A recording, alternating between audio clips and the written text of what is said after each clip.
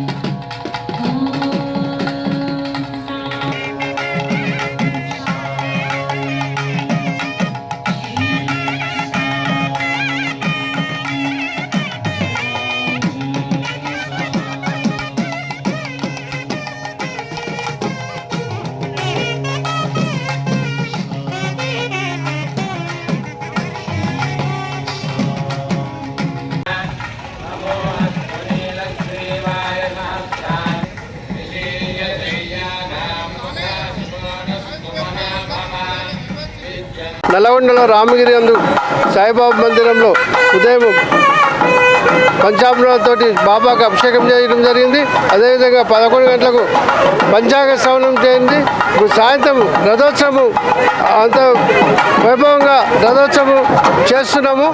ఈ రథోత్సవానికి అనేక భక్తులు పాల్గొని దిగ్విజయం చేస్తున్నారు. దీనికి ధన్యవాదాలు. గత 40 సంవత్సరాల నుంచి ఉగాదికును గురు పౌర్ణమికి 2 సార్లు రథోత్సవం చేస్తాము. ప్రతి భక్తులు కూడా పాల్గొని ఇందులో బాబా గారి ఆశీర్వాదం తీసుకుంటున్నారు. ధన్యవాదాలు. ఉగాది రోజు రథోత్సవం అనేది సంవత్సరంలో 2 సార్లు చేసేవాళ్ళము. దాదాపు 40 ఏళ్ళు వస్తుంది. ఈ కరోనా వచ్చినాక ఒక్కసారి చేయడం జరిగింది. తదుపరి ఈ కరోనా కారణంగా కొన్ని రోజులు గుడి ప్రాబ్లం తోటి వెళ్ళి రథయాత్ర చేయడం బంద్ అయింది. మళ్ళీ ఈ సంవత్సరం మొదలు పెడుతున్నాము.